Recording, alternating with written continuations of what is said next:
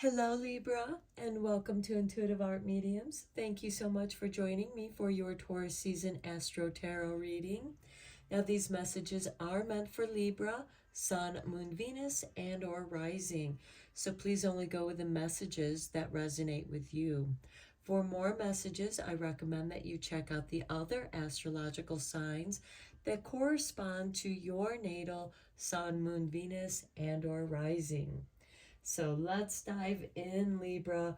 We begin Taurus season on Thursday, April 20th, when the sun enters Taurus at 4:14 a.m.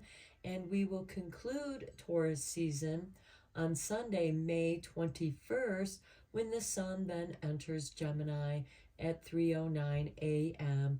Eastern Standard Time. So be sure to adjust to your location on the planet. Now, what makes the beginning of this Taurus season so very interesting is we begin with a blue new moon in Aries, which conjuncts the Aries sun at 12:13 a.m. Eastern Standard Time.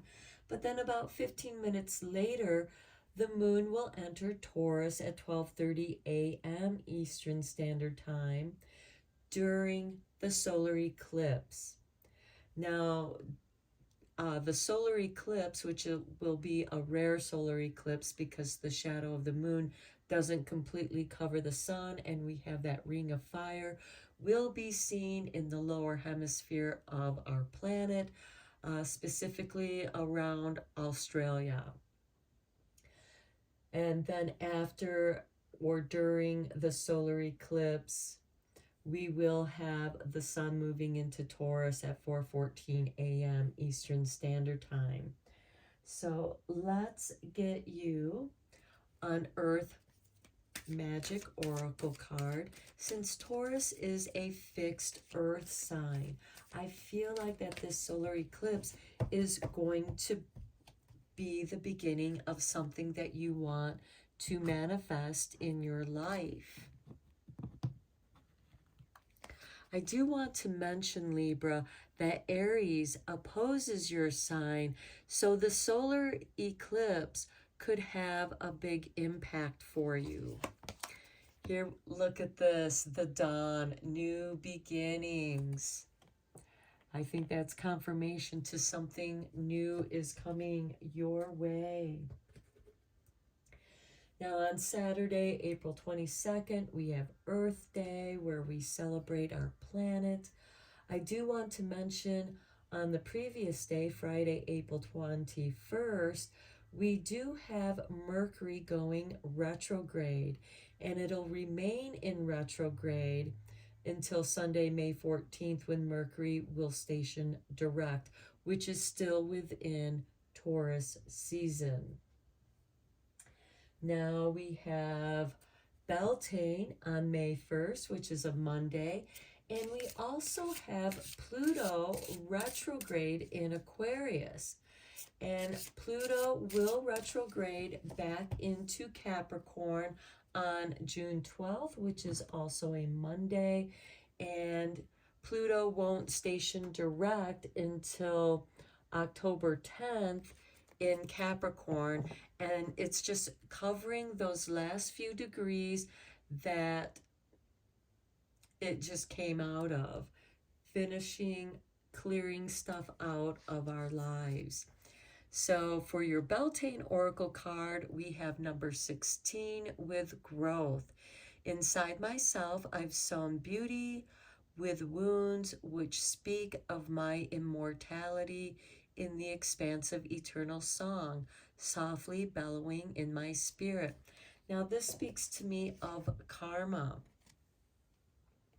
You are going to release some karma. It could be in the form of releasing some karma trauma, which is going to bring about some soul growth, which is going to bring this new beginning. Okay, on May 4th, we have the moon entering Scorpio at 10:32 a.m. Eastern Standard Time. And then the following day, which is Cinco de Mayo, we have that Scorpio moon opposing the Taurus sun at 1:34 p.m. Eastern Standard Time, and we have a full moon lunar eclipse. So let me draw you a card for that energy. And after the eclipse, this can be a positive opportunity to sort out those deep feelings and begin to clear out those traumas as the moon begins its waning phase, which is a great time for clearing out those things that you no longer want in your life. And we have number 1 for you. I will be reading the meaning of your card from this book, which is the deck that this book belongs to, for those who are interested in the decks that I am using. And number 1, we have Athame, which is a form of a dagger. So the meaning of this card is freshening winds of awareness are blowing through your mind. It is time to cut away what no longer serves you. Open yourself to new ideas, but don't be afraid to take a stand for what you believe is right. And that's so Libra, because Libra, you are an air sign, and you're the scales of justice and balance. Okay, and then we have, you may be feeling defensive for no good purpose. Don't cling to your point of view out of stubborn pride. And as you know, Taurus can be stubborn. And the key words here is clarity, awareness, and focus. Your affirmation is, I see clearly and make wise decisions. And your challenge question here is, where do you need to set boundaries in your life? Now, the Athame is used to set boundaries when casting your circle. Okay, then on Tuesday, May 16th, we have Jupiter moving into Taurus. Jupiter is the beneficiary planet. It expands and magnifies whatever is around it or whatever sign it's coming into. And then the following day, on Wednesday, May 17th, Jupiter is going to conjunct with that Taurus moon. Now, the Taurus, it rules the second house of finances, stability, how we show up in the world to make our money, to bring stability into our lives. And with Jupiter, this is going to magnify that positive energy. And then on May 20th, we have Mars entering Leo, which is a fixed fire sign.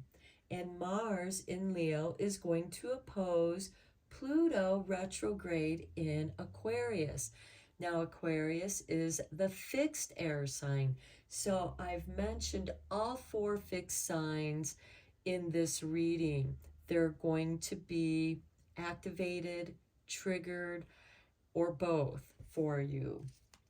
So let's get you a couple cards from this deck for that Jupiter moving into Taurus and conjuncting with that Taurus moon, as well as that Mars energy, which is activating something, some creativity. Leo rules the 5th house of creativity, and Aquarius represents our associations.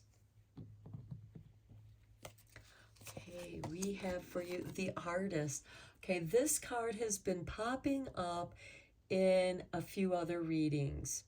So it's ruled by Venus, and Venus happens to be your ruling planet, Libra, because you rule partnerships. I create my vision, creative, visionary, imaginative, idealistic, connective, harmonious, passionate, receptive, reverent, and spiritual. Okay, so I do feel like that you have some spiritual growth, and part of that could be setting those boundaries. Then we have the King with the Sun, and guess what? The Sun rules over Leo. I powerfully lead my mission. Regal, powerful, passionate, courageous, sovereign, responsible, benevolent, creative, innovative, decisive, directive, inspiring, visionary, and respective. Okay, that is beautiful because the sun rules Leo. Leo rules the fifth house of creativity, the artist, and you are ruled by Venus, also the card of the artist. So that can bring about some great creativity for you and some soul growth here for you as well. So let's dive in deeper to this reading with the tarot.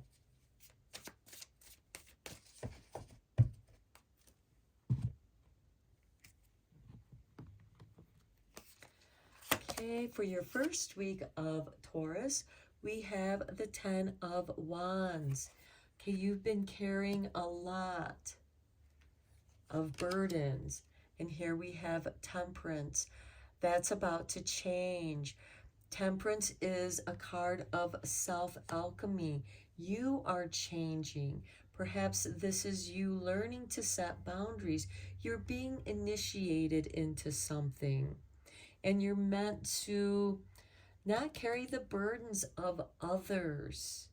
Or perhaps this could be the burden of some of that karmic energy that you're meant to let go of for your soul growth.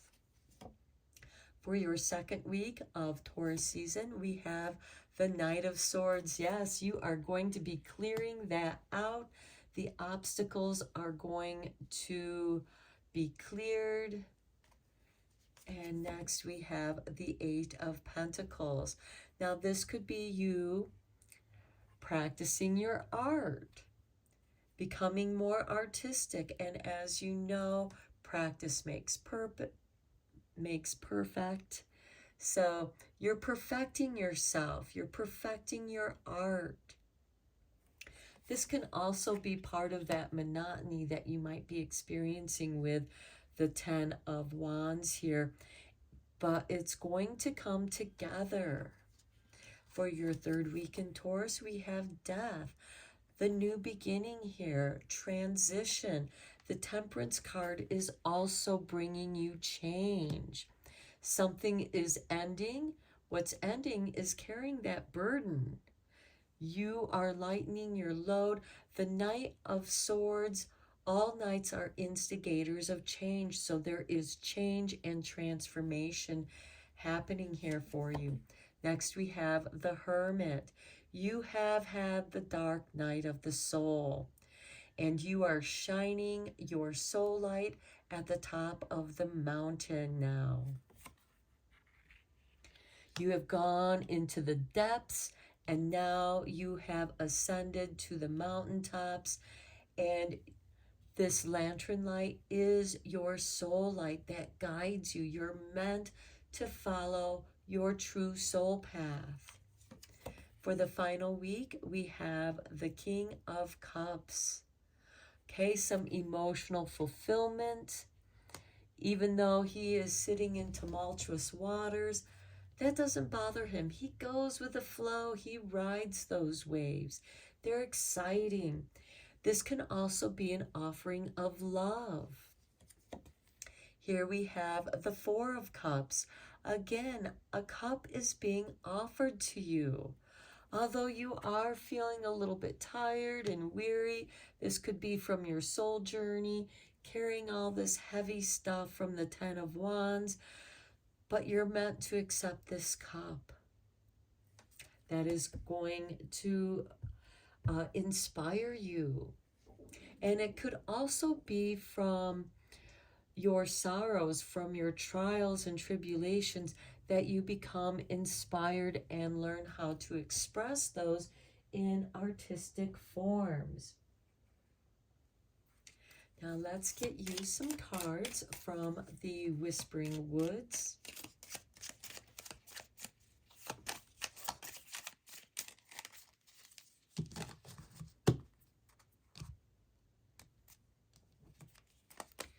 and we begin with resilient. Stay as strong as the evergreen trees. Now know that the evergreen trees are flexible. That's part of their resiliency. Next we have joy. Spread seeds of joy like a wildflower, and no doubt you will revel in the results. Yes, you will. Next we have light. Look to the space between the trees for answers. Here we have the sun shining through the trees for you. And then we have flow. Remember what I said about the King of Cups? He goes with the flow. Go with the flow as water trickles down a stream. Do not hurry. And you're not going to hurry with that Four of Cups. You're taking your time because there is an uncertainty here with this Four of Cups. It's like, oh, I've been burned before. I've been hurt before emotionally. Do I want to put myself out there again? Set boundaries. There is a new beginning. By setting these boundaries, you have grown. Okay, let's get you a couple more cards from the Divine Doors to conclude your reading.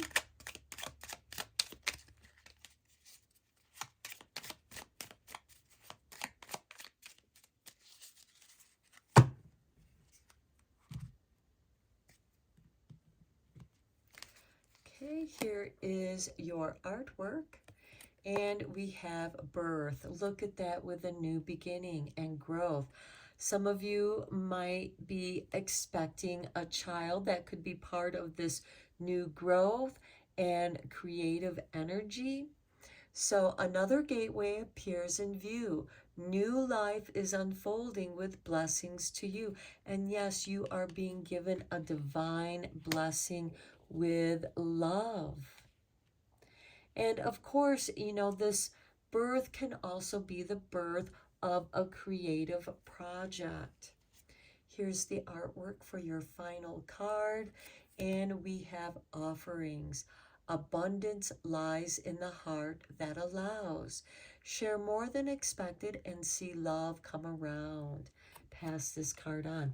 And I do want to mention that Leo, since we have the Sun and the King card here, rules the heart. So abundance lies in the heart that allows. Allow your creativity to flow, and you will have the birth of a new beginning. So I'm going to end your reading here, Libra. Thank you so much for joining me. Thank you so much for liking and subscribing to my channel. I appreciate each and every one of you. And until next time, take care, my friends.